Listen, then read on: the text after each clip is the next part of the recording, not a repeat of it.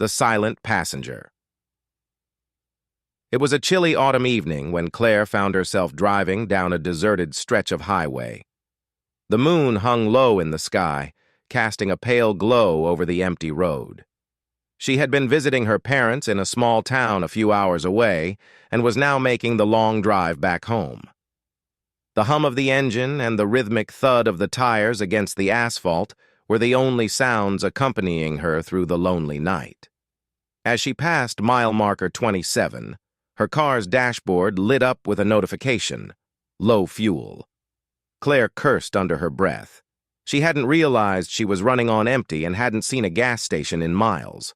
With no other choice, she began scanning the sides of the road, hoping to find a station or even a small convenience store that was still open. After what felt like an eternity, she spotted a faint glow in the distance. As she approached, she saw a small gas station, barely illuminated by a single flickering neon sign. It was old, the kind of place that looked like it hadn't seen much business in years, but it was better than being stranded on the highway. Claire pulled in and parked next to the only pump.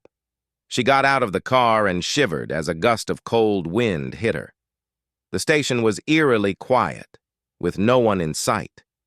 She walked over to the pump and swiped her card, only to be met with a blinking error message. "Great," she muttered. She looked toward the small building that housed the station's office. The windows were dark, but a faint light flickered from inside. Claire knocked on the door, but there was no answer. She knocked again, harder this time, and the door creaked open. She hesitated, peering into the dimly lit room. "Hello?" she called out. No response. Just as she was about to turn back to her car, she heard a faint sound behind her, like the soft crunch of gravel underfoot. Claire spun around, her heart racing, but there was no one there. Just the empty lot and the long stretch of highway behind it. Feeling unnerved, she quickly walked back to her car, deciding to leave and try her luck at the next station. But when she got inside and turned the key, the engine sputtered and died. Panic surged through her. She tried again, but the car refused to start. As she sat there, gripping the steering wheel, she caught a glimpse of something in her rearview mirror. A man was standing just a few feet behind her car, his face hidden in the shadows. He wasn't there a moment ago.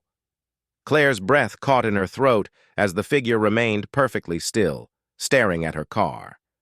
The man was tall, dressed in a tattered coat, his head slightly tilted as if he were examining her. Her heart pounded in her chest as she slowly reached for her phone. She dialed 911 with trembling fingers, but before she could press the call button, the man moved. He walked around the car, his footsteps slow and deliberate, until he reached the passenger side window. Claire didn't dare move. The man stopped by the window, his face still obscured by the darkness, and pressed his hand against the glass. For what felt like an eternity, he stood there, staring at her through the window. Then, without warning, he turned and disappeared into the darkness behind the station. Claire's hands shook as she turned the key again, praying the car would start. This time, the engine roared to life. Without hesitation, she slammed her foot on the gas and sped out of the station, her tires kicking up gravel as she tore down the highway. Her heart was still racing as she glanced in the rearview mirror, half expecting to see the man chasing her. But the road was empty. She breathed a sigh of relief, her hands gripping the steering wheel tightly. As the adrenaline began to fade, she focused on the road ahead, eager to put as much distance between herself and that gas station as possible. But then, in the dim light of the dashboard, she saw something that made her blood run cold. There, in the back seat, was a figure, a man, the same man from the gas station. He sat perfectly still, his eyes locked on her in the rearview mirror. Claire's breath caught in her throat as she tried to process what was happening. She hadn't seen him get in the car. There was no way he could have. Her mind raced, and she fought the urge to scream. She knew she couldn't stop the car, not out here, not with him inside. Her knuckles turned white as she gripped the wheel, her foot pressing harder on the gas. The highway stretched on, but the man in the back seat didn't move. He just watched her, silent and unblinking. For miles, Claire drove in terrified silence, her pulse pounding in her ears. She didn't dare turn around or speak. She just kept driving, hoping, praying that this nightmare would end. But when she finally reached the outskirts of the city, the man was still there.